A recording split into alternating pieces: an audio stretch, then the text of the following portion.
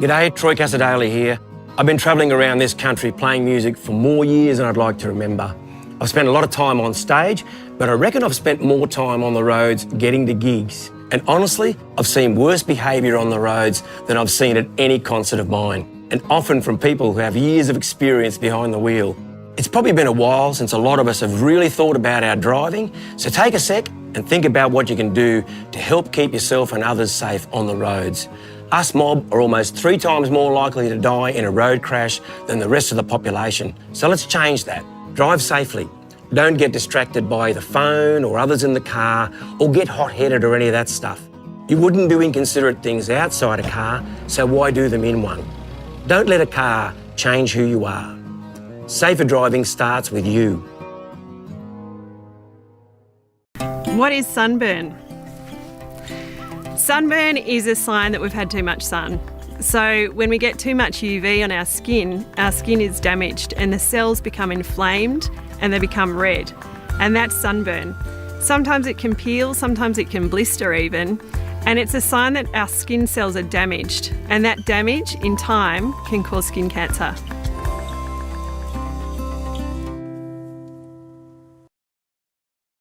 "10 years ago, Aussie Dairy made a promise. A promise to protect our environment. A promise to provide the best care for our animals. A promise to build a healthier Australia. Since then, we've become global leaders in sustainable dairy production. But we won't stop there. We're taking action every day by putting initiatives in place across our entire dairy industry because we promise to protect what matters most." Don't miss the 46th Annual Southeast Field Days, celebrating the diversity of the Limestone Coast. 3 large pavilions featuring a huge range of the latest in agricultural equipment. Plus our guests, Airtime FMX, Quince Queen, Kathy Hughes and country music sensation Leah Briggs. As well, 2026 Coprice Australian Yard Dog Championships, plenty of demonstrations, trade stands and more. Over 500 sites with something for everyone. March 20 and 21 at Yakka Park, Lucindale. So Wild Mountain straddles a ridge that runs up to the McPherson Range, which runs east-west, and that's the New South Wales-Queensland border. We want to move people. We want them to be engaged with the natural world and to realise that there is a place where you can come, where you can get back in touch with nature, be with like-minded people who are interesting and varied from young and old. It's really amazing to be here on the ground with incredible organisations like Wild Mountains. They're really the backbones of communities. So we're really proud to be able to support organisations like this to withstand disaster risk that they might face and continue to do the good work that they do into the future. In 2019, the fires came to within about 12 kilometres, and if we need to evacuate, we have the potential for leaving and turning on a sprinkler system that allows the water to keep going for at least 8 hours to keep the buildings damp and stop ember attack, which I think is wonderful. And I think that RSCQ helping support the community in that, I think is great.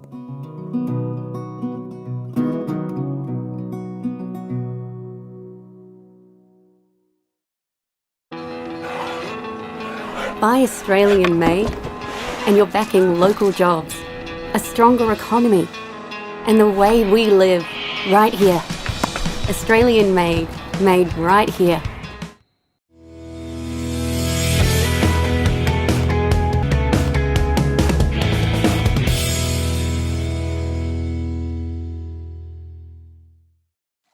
And a very good afternoon. It's just gone midday here in Queensland and also just gone after 1 o'clock on the eastern seaboard, that being Tassie and Victoria and also New South Wales. Doing some juggling behind the scenes, throwing the balls up in the air. Anyway, we'll get there. We will. Now, headlines from around Australia. Residents in far north Queensland, or as the Americans would say, Queensland, are bracing for winds of up to 260 k's per hour as tropical cyclone Narelle approaches the coast. Now, the Category 4 cyclone is forecast to strengthen into a Category 5 system before crossing with severe impacts on Friday. Now, the Bureau of Meteorology says Tropical Cyclone Narelle is now a Category 4 system and could strengthen to Category 5 by tonight. Tropical Cyclone Narelle is still expected to make landfall on Friday morning just to the north of Cohen. Now, the Nationals WA leader Shane Love MLA has blasted the Cook Labor government as impotent in the face of Western Australia's escalating diesel crises, accusing it of failing to use the powers available to ensure that fuel reaches the industries and communities that keep the state running. And how true is that? A new national report has revealed many regional airports across Australia are operating at a financial loss, with local councils increasingly forced to subsidise infrastructure that regional communities rely on every day. Now, the survey of regional airports found more than half are operating at a loss, with a median annual deficit of $192,000. 1 in 8 Aussie water entitlements are now foreign-owned. Foreign ownership of Australian water has eclipsed 5,000 gigalitres for the first time, with North American investors controlling more than a third of overseas held entitlements. Federal member for Nichols, Sam Birrell, has been appointed Shadow Assistant Minister for Agriculture in the new Shadow Ministry, pledging to remove roadblocks which are holding back agriculture. And that's it for our updated news at the moment. We'll come back to you in a second with Alan Moran. We're going to talk all things a disaster for Australia. If you think about what's happening with the fuel crisis, that wasn't a crisis according to Chris Bowen and also Anthony Albanese, and that it was a crisis. And now we see that even J.D. Vance is worried, and that Iran has said it's going to basically destroy the world. And it could very well do that. At least we're paying a lot more for our fuel if we can get it. And then what about fertiliser and other bits and pieces like machinery and stuff like that? It won't get through those straits unless Iran lets you to do that. I wonder what would help encourage them to let you get through those straits. Oh, maybe stop bombing. That might be an idea. I don't know if Donald Trump really cares about that at all. But we are out on our own at the moment, and we do need a very, very good government.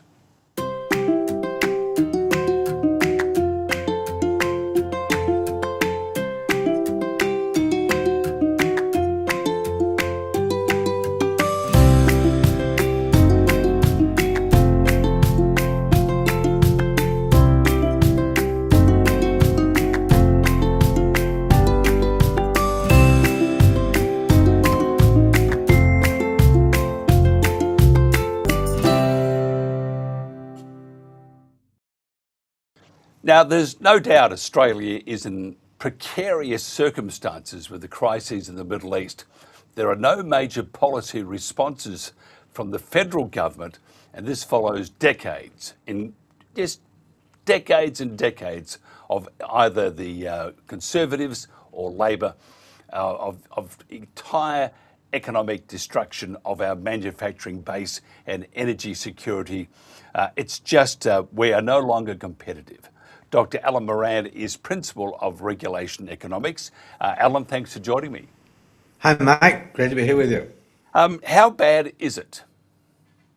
Well, it's pretty bad if the war is prolonged, and it looks like it's going to be prolonged much more than President Trump suggested in the first instance.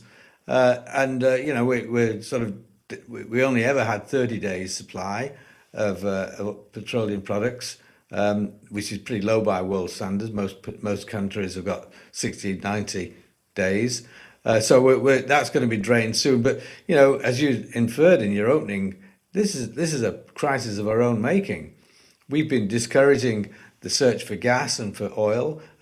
We've been permitting the closure of refineries for at least the last 15 years, probably longer, mainly under Labour, but the coalition wasn't much help itself when it was in power. So basically we've created this ourselves. We ought to be immune from much of the major issues in terms of gas and oil. We've certainly got stacks and stacks of it if we were permitted to explore and to develop it, but we haven't done so. So we're now very much dependent on imports of oil and petroleum products. We are trying to avert a gas crisis by talking about redirecting gas from export markets to the domestic market, which may or may not be a good idea, but it would not be a necessary idea if, in fact, we hadn't prevented the development of gas in the first place. And, the sorts of suggestions that are in place of saying a 20% requirement for domestic usage can become very expensive. For example, the Ichthys gas development off the coast of Western Australia, they built a pipeline to avoid Western Australia because they'd have had to have a 15% set aside for domestic use, and they built the pipeline to Darwin instead. Now, the cost of that, you can work out what the cost is because it's well known what the costs of undersea pipelines are. The cost of that is about $2.68 billion. In other words, they had elected to spend $2.68 billion to avoid landing gas in Western Australia, which would have required 15% of that gas to go to the Western Australian market. So that's a very expensive requirement if that sort of requirement is placed on us in certain circumstances. If it was placed on us in the first instance, it may well have been that project, which is about a $40 billion project, would not have proceeded. So, we having gotten ourselves into this pickle in terms of raising our costs through net zero, preventing coal being used and forcing it to be displaced by unreliable wind and solar, we have elected to increase our costs generally to manufacturing, which has closed down a lot of our manufacturing industries, and has left us in a precarious position in terms of fuel supply. Yeah, it's as some would say, the chickens have come home to roost, haven't they? And then we see, we continue the bad policy we have at the moment, the renewables pushed by most of the governments in this country. And if we keep going down that path, besides destroying the environment, which they will, or destroying farmland, and I read somewhere where they can take up to 70%, which is just terrible. We haven't learnt from the past, and it seems even though we have this crisis at the moment, our government is still doing the old ostrich trick. Let's put our head in the sand. If you put your head in the sand long enough, you're not going to come up for air, are you?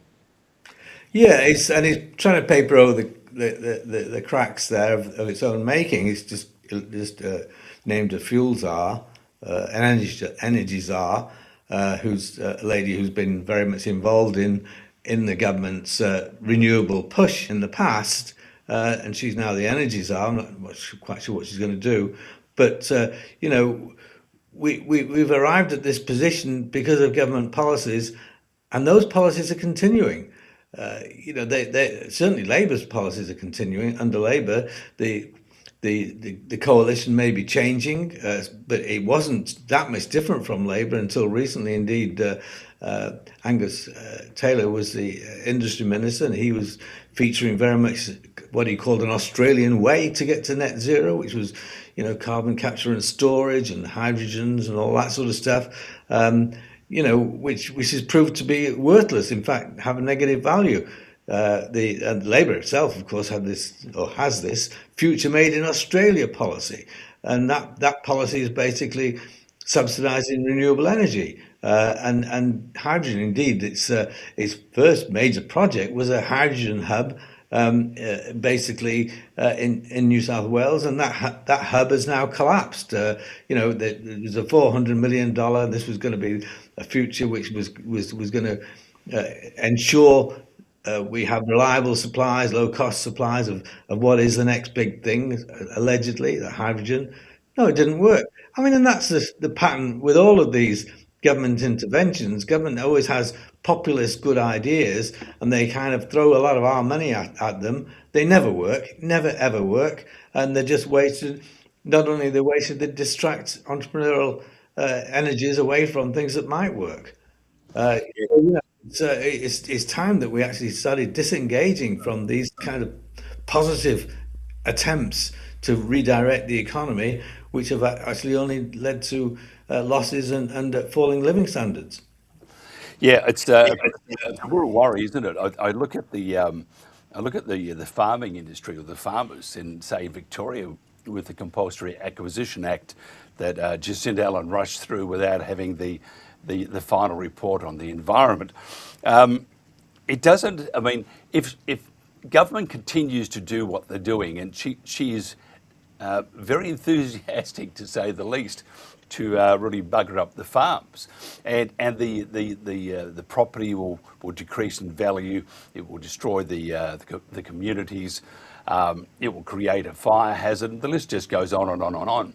But when you start walking into someone's business and taking away their right to run that business how they see fit, and if they do a good job, then great, and if they do a bad job, then they need help. But to walk in and say, we're acquiring your land, and your land is going to be used because we're going to plonk either wind turbines, or we're going to put in these great interconnected towers, which is transporting the renewable energy from other parts of Australia when it's windy.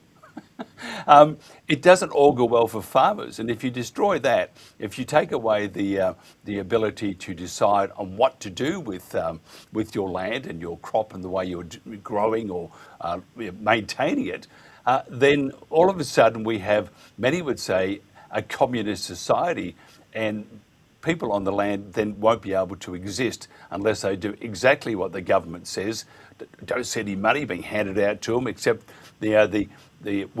your bit of land is worth that amount. No, it's worth a lot more because you've got a great lump of metal between one side and the other side. What do we do about it? How do we get government back on track? Well, for a start, I mean, we're building all these transmission lines, etc., simply because we need them for wind and solar. I mean, because it's a less dense form of energy, and it's more precarious, it's more intermittent than the coal that it's replacing. So you've got to have a lot more of these transmission lines, and farmers don't like them going through their land, and so they object to them, and then there's compulsory purchase. Farmers don't like being adjacent to wind farms and to solar farms, and they try to object. But as you said, Jacinda Allen is preventing those objections taking place. But there's an even bigger issue, and that is many farmers voluntarily are making their land available for solar farms and for wind farms. Why is this? Well, the reason is that they can obtain a lot of money, or they think they can obtain a lot of money, because the wind farms and the solar farms are so heavily subsidized that the promoters of those programs can afford to buy out the farmers and install them on their land. And therefore we've got a reduction in the amount of land available mainly for agriculture, but forestry as well, I guess, simply because there are these huge subsidies which make it far more profitable for a farmer, at least on the face of it, to actually give up the farming and actually give his land away or sell his land availability for wind turbines and for solar panels, which, as we know, basically give no value, in fact give negative value to the economy as a whole. So for negative value for the economy as a whole, farmers are being presented with opportunities to earn far more money through redirecting their land from productive purposes to unproductive purposes, and this is compounded by the then requirement to actually install more and more of these transmission lines to obtain this low density, poor performing power to transmit it to major centres of usage. Yeah, it's really quite concerning. I mean, a lot of the companies who Stephen Nowakowski was telling me the other day about 3 months ago, that a lot of these companies that are financing the wind turbines, they're designed, that particular company that manages the wind turbines are designed to close the doors 20 years after they've started. And the reason is that the wind turbine itself will most likely need to be probably replaced, and they can't do that. So what happens is it's the landholder that is responsible then for that turbine to get rid of the waste of that turbine. So what they have to do is remove these close to 300-foot towers, actually not 300, I think the meters, aren't they? 250 meters or something. Plus, with these whopping great blades, they've got to get rid of those. How do they do that? Where do they get the money from? So, and look at the solar farms. It's the landholder who's responsible for those solar panels. So, even though they say be careful, if it's too good to be true, it most likely is too good to be true. What do we do? How do we? And I understand, by the way, why those in the land accept these offerings, because it's a really tough life, and you think, well, my land is, it's got to produce, so at least I'm guaranteed of X amount coming in every year. To try and sell it would be near impossible, and the damage it does to the value of not only that particular lot of land, it's the neighbours. They also Exactly. Yeah, I think that's exactly right. I mean, whether or not it would be a net value if, in fact, the farmer was recompensed, I don't know. But certainly, any farmer who's going into a project like that ought to make sure he's covered for the dismantling charges. And in fact, I think Premier Minns in New South Wales has said, well, if you're not, it's too bad. And in a lot of ways, that's kind of the sort of buyer beware thing. But you've got to make sure you've got a contract which doesn't leave you holding the baby when the other beneficiary has collapsed. So that sort of contract is essential. And Stephen Nowakowski is quite right that an awful lot of contracts have been signed, and that the farmer is going to be involved in the cleanup, which is going to be take a huge chunk, if not totally overwhelm the amount of profit that might have been made in terms of the rental charges he's receiving over the 15 or 20 years that the operation exists. But the big thing is that the only reason why it makes any sense whatsoever to give over your land to a wind farm and to a solar farm is because there's a massive subsidy to wind and solar, and that the people who are building these plants can afford to pay far more than the land is worth. And that subsidy is created by government requirements, increased requirements in terms of the amount of wind and solar that must be incorporated into our energy supplies, and now with the newer projects in terms of just what they're buying, in terms of the government is contracting for 10, 15 years ahead with a certain price, which makes it irresistible for entrepreneurs to come in and say, I'm going to build one of those, and we've got a guaranteed source of income. But that can only be made by government and offsetting the cost of that guarantee onto the consumer and onto the manufacturer, which of course leads to the decline in manufacturing, which we've seen all too readily in Australia. Yeah, I have to say, it's a worry. You would think government, with food security, should always be a priority. At the moment, food security seems to be way down at the list, and then we have the current fuel crises, which we do, and it is a crisis, and it will get worse. We see the panic buying, which I find very un-Australian. I mean, before COVID, we didn't really have these panic buying episodes. Maybe if your favourite beer was going to be not made, you'd go out and buy a few extra slabs just to get through the weekend. But we have many problems, and I don't know how to get around it. How do we get around these issues? One of people, or the way they think now, they've got to buy all the fuel. What do we have to do? How do we get around this? How do we start prioritising properly? Well, long term, there's no problem. I mean, long term is dead easy. We just have to get the government out of the business. Essentially, we've got massive amount of just about everything we need in Australia in terms of raw materials and energy, etc. The only reason why we are facing this problem is because we've not been allowed people to develop it.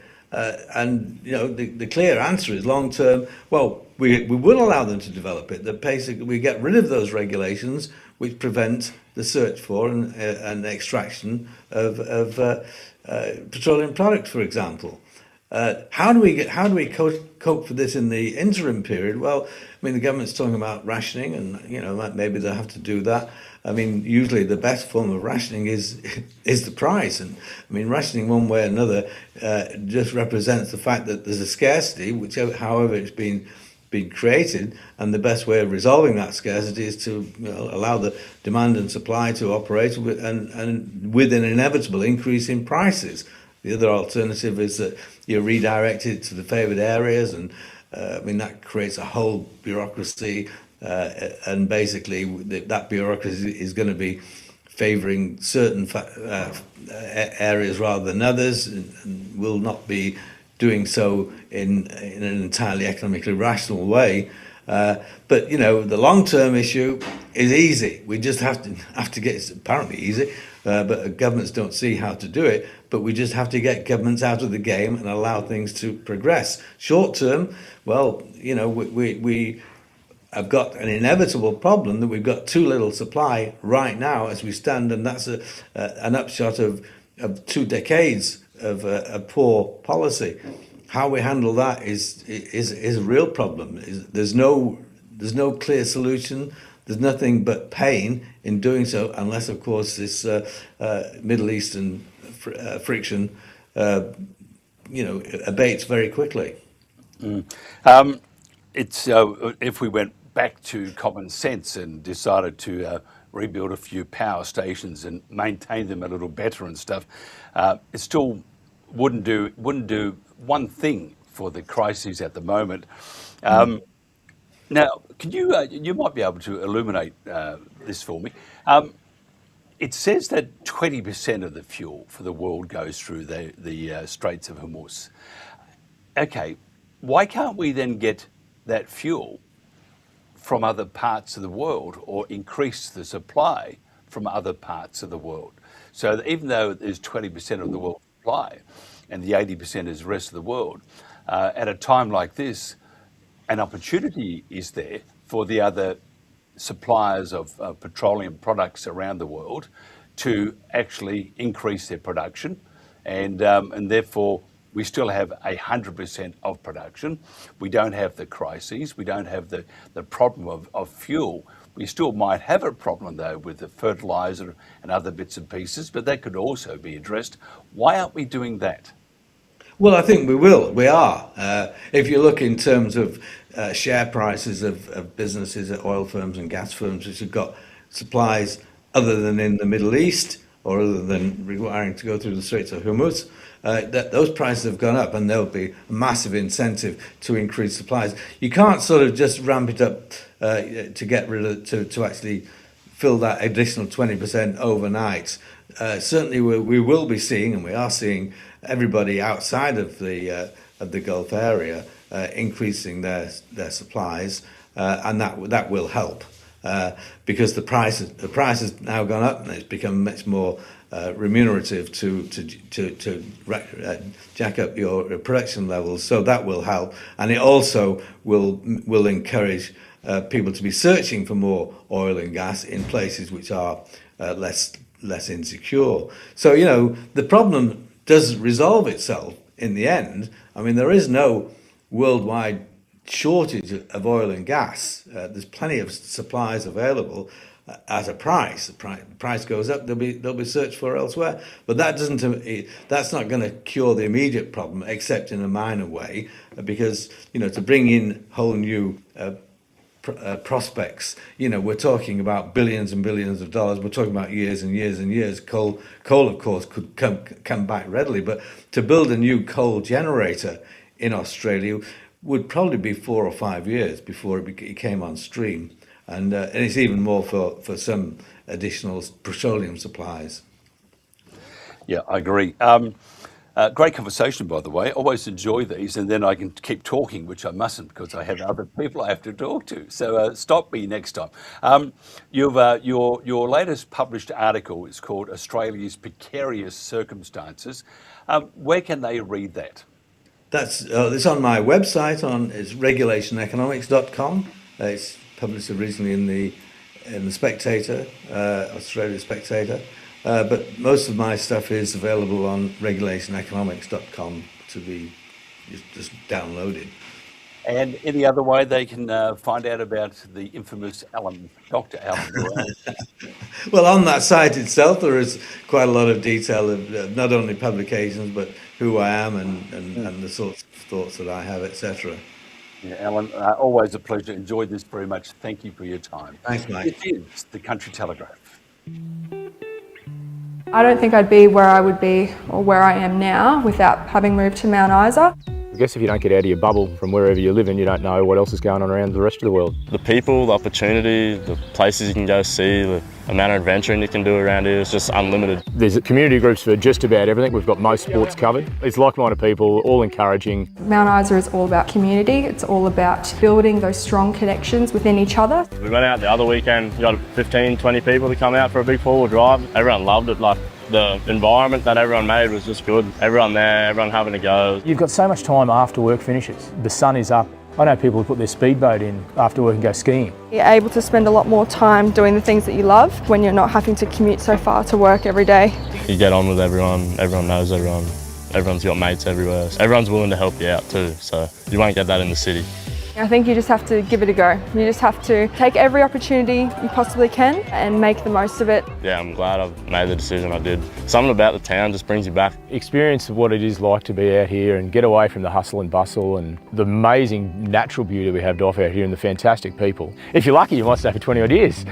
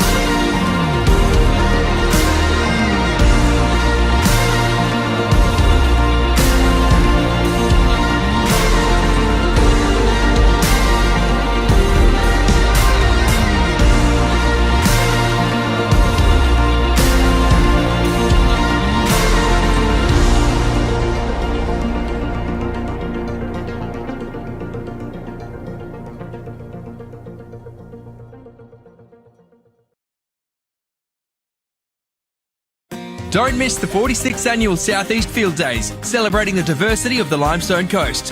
3 large pavilions featuring a huge range of the latest in agricultural equipment.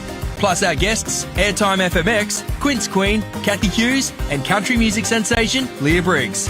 As well, 2026 Copprice Australian Yard Dog Championships, plenty of demonstrations, trade stands and more. Over 500 sites with something for everyone. March 20 and 21 at Yakka Park, Lucindale.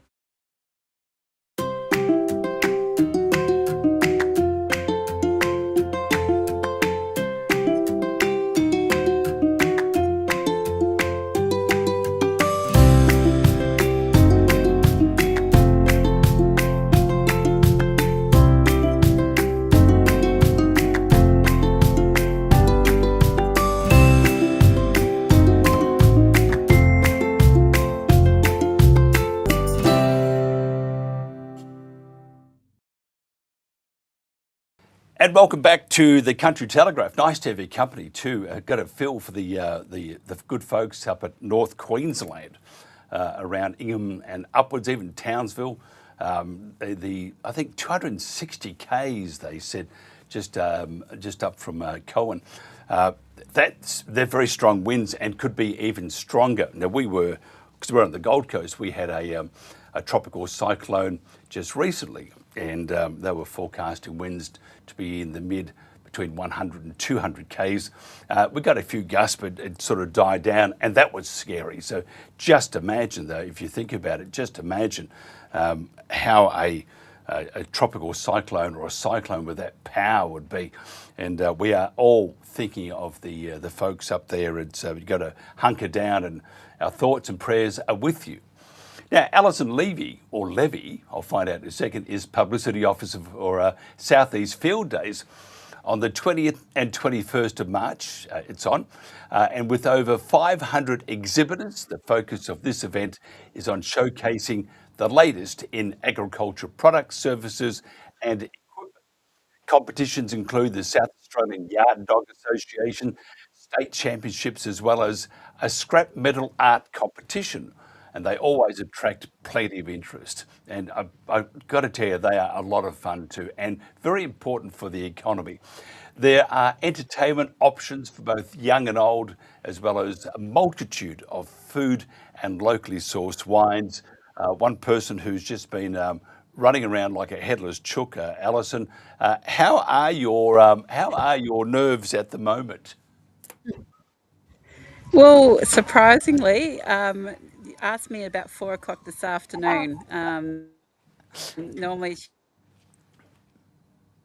pretty chaotic. We've had a steady stream of the larger exhibitors slowly coming in since like late last week, and today's the day when all the pavilions start filling up. So all the wines and schools and government bodies, all that type of thing, they all start moving in all clothing. So it gets a bit bedlam. About 4 o'clock this afternoon will be very busy, but there's a lot of trucks on site, and it's very hard trying to find a quiet spot where there's not people, trucks, dust happening. How long has this event been going on for, and how important is it for the local economy? So this is our 46th year. The Lions Club of Lucindale have run it. So a lot of the profit goes back into the community, this whole region, this lower southeast of South Australia. So the Lions Club are really proud that in the 46-year period, we've donated over $3 million back into community groups and organisations, so schools. And it's not just Lucindale and our closest bigger town, Narracourt. It's across the whole region. Even into Western Victoria, money gets donated back. So a lot of people ask for money and for certain projects, and the Lions Club are really happy to help wherever we can. So it's that giving back to the community, and we're just so lucky to have such an amazing event like this in our small little area, because Lucindale, in the scheme of things, is a very small country town. For those not familiar, I used to work at 5SC in Mount Gambier. How's that? But tell us about there you go. There you are. I mean, were you listening? Actually, I used to drive the Boss nuts. Yeah. But it's a great part of the world, the southeast South Australia. And Mount Gambier, wonderful place. Narracourt. You have, what else do we have? All those places. Mental block time. But it's a magnificent Robe, there's another part of the world. And you're not that far from Adelaide either. I mean, you're close to some major areas. Tell us about the area. Yeah, so we're really lucky. We're 4 hours from Adelaide, and Robe. So we've got some beautiful seaside areas. So Robe's very famous for the cray fishing. So Robe, Beachport, Kingston, all those areas are fantastic fishing. Kingston, and then coming back where we are, Lucindale, grazing. So there's a lot of sheep, a lot of cattle, a lot of cropping.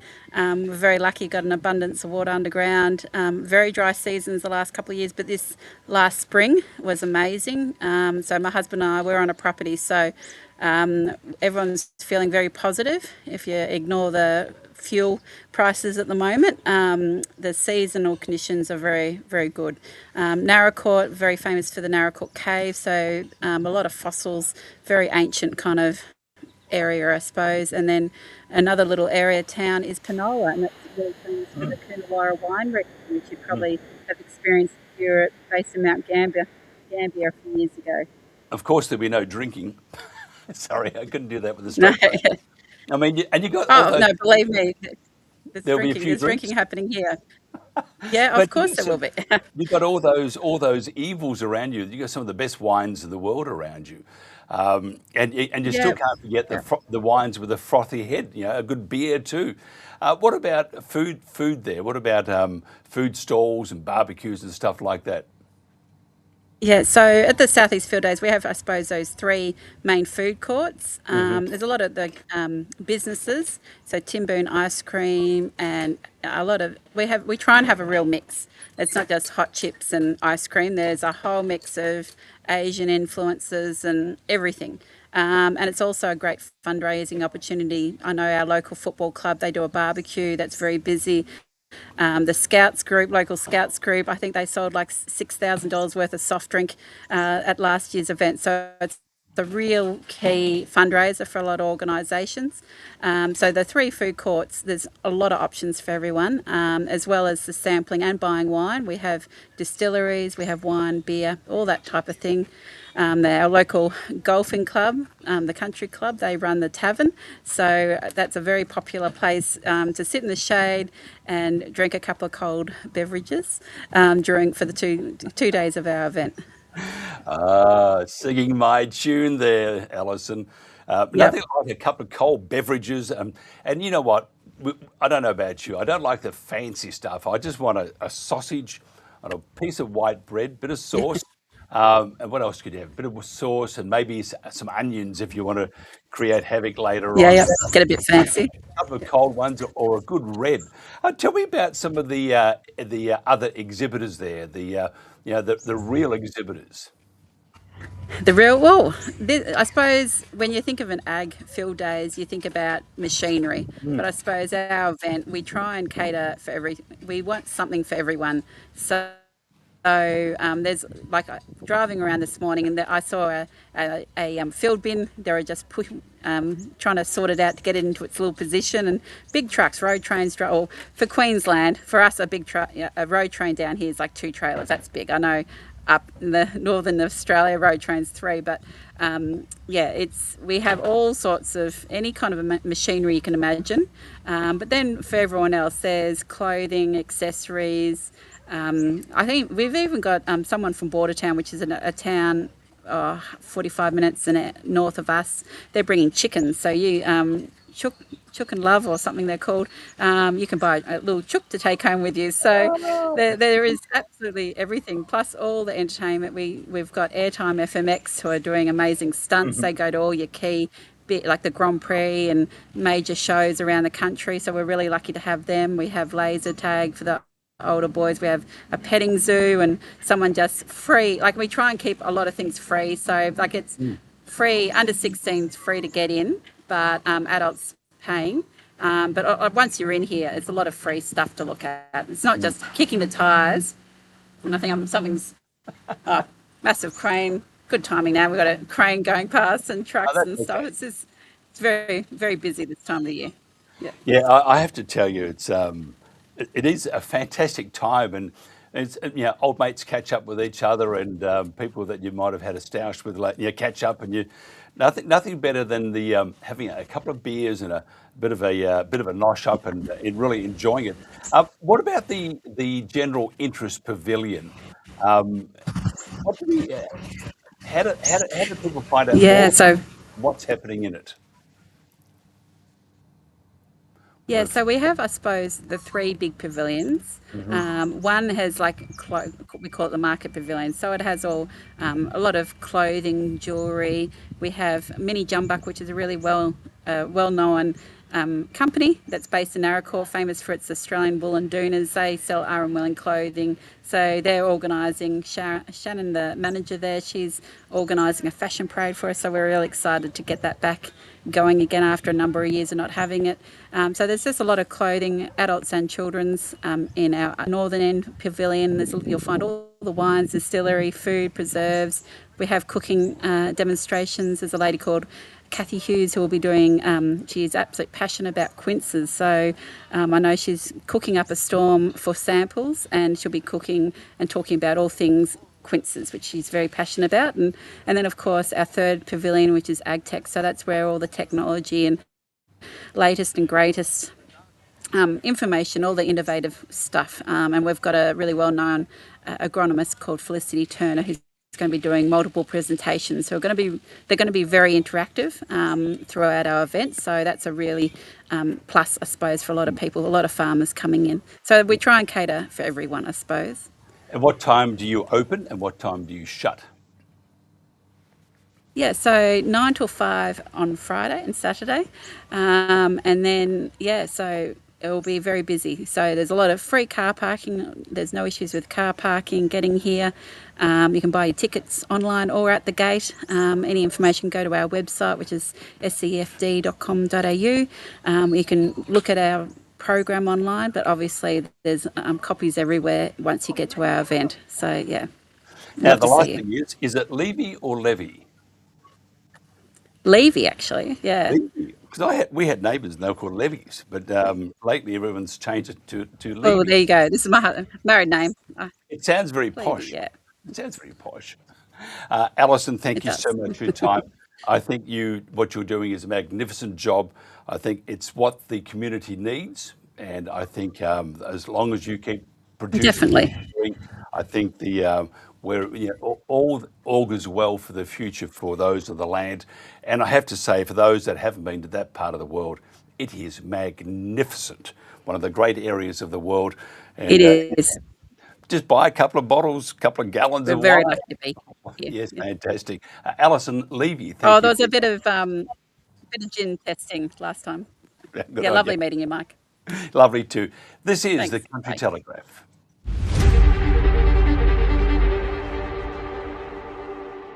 It's my great pleasure to announce that registrations are now open for the 2026 Mackay North Queensland Games. The largest sporting festival in regional Australia, and that's what we're about to have in Mackay. It has the ability to bring people together of all backgrounds, all ages, and all abilities. So there's no other tool in our toolbox that can actually do that for a regional community. It gives everybody an opportunity to be on a stage, to fight, to be determined, to compete in a way which means they can stay local. I'm Liam Paro, the former IBF Super Lightweight World Champion, and I'm super excited to announce that I'm an ambassador for the 2026 NQ Games. Being a proud North Queenslander myself and coming through the North Queensland Games, I can't wait to see the next superstars come through the ranks. I'm very excited for the North Queensland Games coming up. I'm very excited for the North Queensland Games. It's an opportunity to show everything that I've learnt throughout my journey. I'm really excited for it to be coming to Mackay. I think it's a great opportunity. I think it'll be a good influx of people to come and see what Mackay has to offer. I'd like to officially declare registrations open for the 42nd North Queensland Games for the largest multi-sport festival in regional Australia. We'll see you in May. Thank you very much. North Queensland Games, register now!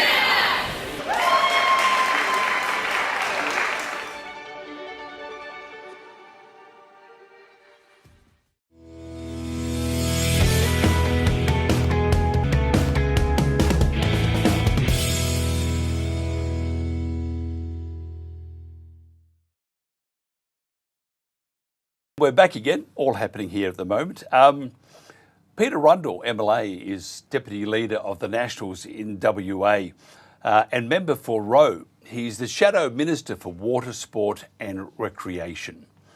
A Katanning farmer, businessman, husband and father, Peter Rundle was first elected to the seat of Roe at the March 2017 state election following resounding wins in both the 2021 and 2025 state elections. And now in his third term, Peter continues to represent the people of Roe with humility, passion and diligence. Peter, thank you for joining us. Thanks very much. Great to be with you. Tell us about your electorate. It's an amazingly large electorate and diverse. Absolutely. I'm very fortunate to be the member for Roe, and it's now expanded from 100,000 square kilometres to 120,000 square kilometres with the most recent distribution, but very diverse electorate. Obviously agriculture is a big part of it, but I've also got towns the likes of Esperance, Bremer Bay, which have got magnificent coastlines, and tourism is really becoming a big thing in my electorate. So it ranges from, as I said, agriculture, a lot of sheep, a lot of grain, and then we go to places like Esperance, which has one of the biggest ports in Western Australia with iron ore and other minerals being taken out, and of course grain as well. Then to the likes of Bremer Bay, Hopetown, Hyden, Wave Rock, another great tourism destination. So very lucky to be the local member representing all of those areas. Mm-hmm. What are some of the issues in your area that are of concern and that the current government is not addressing properly? Well, as you well know, we've had the scenario with the live export situation, which now we've lost around about 4 million sheep from the WA sheep flock because we've had a loss of confidence. So just as the prices of our sheep have actually increased, we've got people going out of sheep, and that's important because we're having pressure on the processors now and volume of sheep. That's one of the big things. We've had a lot of controversy with the South Coast Marine Park that the current government has put in place, and now of course the demersal fishing ban as well, which is affecting a lot of the Western Australian coastline and affecting once again the likes of Esperance, Hopetown and Bremer Bay. So from an agricultural sense, and I no doubt we'll talk about fuel and fertiliser as well, which is creating a real worry at the moment. But also, I think there's only 12 houses for rent in a place like Esperance, which has got 14,000 people. So housing is a real issue for us, and cost of living, of course, which is hitting all of Australia. Yeah, it's a shocker, and if you look at what's happening in the Middle East, it's not going to stop for some time. Best laid plans of mice and presidents, that doesn't go the way it should go.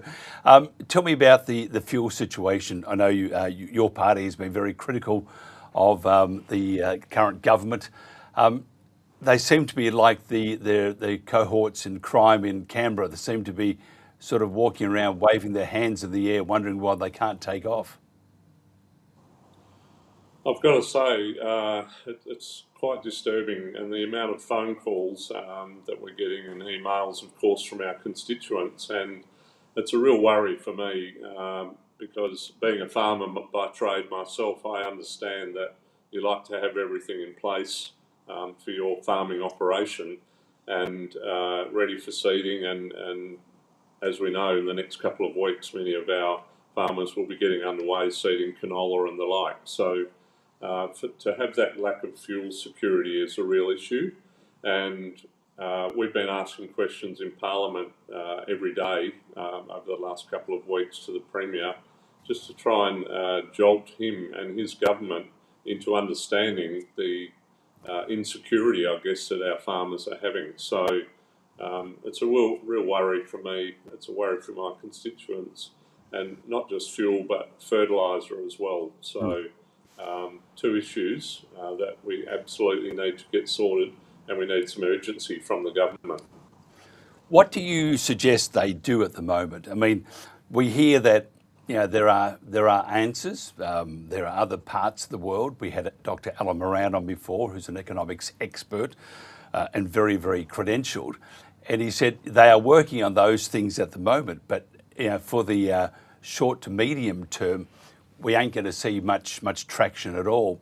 If you don't get a sort of a reprieve that the people on the land have access to not only fuel, diesel and petrol, but they also need fertiliser.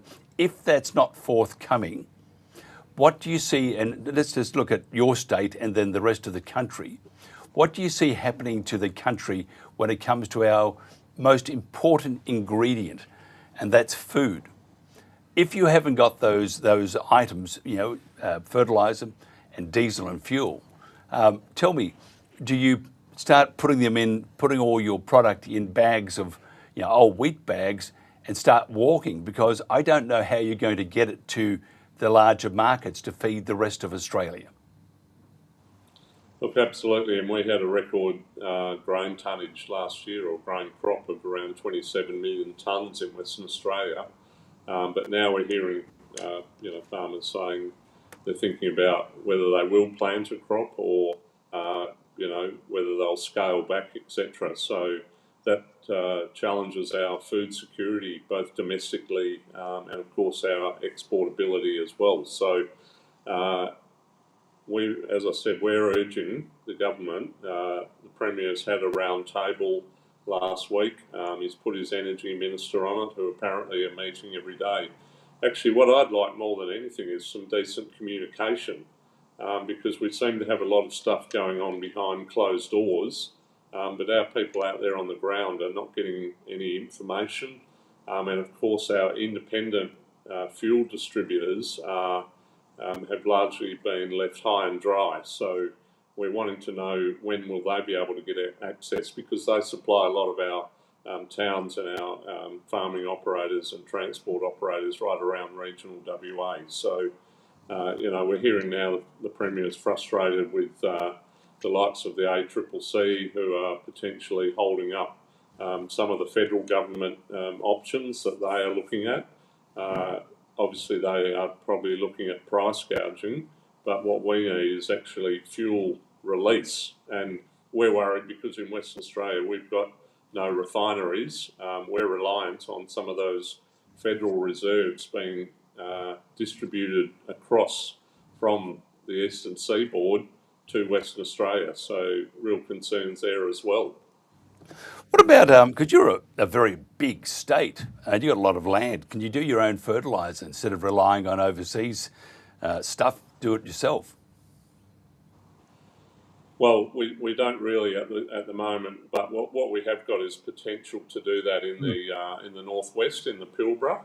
So we have got potential of fertiliser plants up there, but what we need once again is probably greater priority on domestic gas, and we've got plenty of gas in Western Australia as well, as you well know.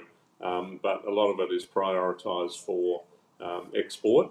So this, I think, will shake things up and make the government have a bit of a think about the way domestic gas is used and the ability for, ammonia and also for urea plants to thrive in the Pilbara using our domestic gas to actually produce it here in Western Australia. Yeah, you have an amazing state. There's only two things I don't like about your state. That's your two football sides in the AFL. The rest of you are pretty good. And we won't go into that. I've been told I talk too much about my miserable side in Melbourne, and they are miserable. So I might end up following the Dockers. You never know. Where do we go from here now? How do you see the next couple of weeks to wrap this up? Look, I think, as I said, what I firstly want to see is better communication from the Premier and the Minister for Energy. Real concerns there. I think the no doubt liaison between state and federal is incredibly important. So we've got apparently National Cabinet happening today. So I want to see what's coming out of there as well from the Prime Minister and from Chris Bowen, because what we have them, this is a supply chain issue, and it's also people hoarding and all of these things. What we're hearing on the ground is that most of our farmers generally order fuel in March for their seeding program in April and May. So they're not doing anything unusual. All they're doing is getting their fuel supply or attempting to get it for the seeding program coming up. So I find it a bit disingenuous at times when we're being told about people hoarding and all of these things. All they're trying to do is get their normal fuel supply. But, you know, the general average is around about 30,000 litres required for a normal seeding program in Western Australia, and a lot of people are having trouble getting more than 2, 3 or 4,000 litres. So I can understand the worry there. So better communication required, and just telling the truth. Tell people, okay, it may not be here for another week or another 2 weeks. Just get it out there so people can stop worrying. Yeah, 3,000 litres not enough, just enough to mow the front lawn just about. Peter Rundle, MLA, Deputy Leader of the Nationals in WA. Thank you very much. If somebody wanted to find out more about the Nationals or you and what you do, how do they do that? Thanks very much for having me. It's been great. And what if they wanted to get hold of you? How do they get hold of you? If they wanted to have a chat to you, a bit of a natter, how do they do that, Peter? The best way is probably contacting either my Narrogin or Esperance office. So they are at either end of the electorate and servicing 2 of the largest towns in the electorate. So more than happy to talk to anyone. Yeah, I can imagine you in Esperance. You'd be probably doing it tough, having 2 crayfish, glass of big bottle of wine, and just watching the sunset. I mean, you have a hard life, sir. But you do have. You know, it's a great place to be, and we've also got a working port where we can actually look over the port from within town. So it's quite a unique scenario where you can maybe sit at the Pier Hotel and have a wine or a beer and actually look out at the workings of the port. So I'd be more than happy to host you anytime. All right. You hear a knock on the door one day at about 5 in the morning, wondering where the hell I am. But just get rid of those two football sides, Eagles and Dockers. Don't like them at all. Just don't like them. Okay, I'm afraid I'm a supporter of one of those football sides. So yeah, well, there's not much else to support. We'll leave it as it is, and I'm also the Shadow Minister for we have your Sport and Recreation, so I need to support them. We have your ex-Dockers coach, used to be, that's Ross Lyon. Please, at the moment, he spent $28 trillion on the side. We ain't winning, so please invite him back to the Dockers. Good on you, mate. Thank you. Peter Rundle, MLA. This is the Country Telegraph, and that's it for our show today. We'll catch you same time, same bale of hay tomorrow. Drive carefully and be kind to your neighbours.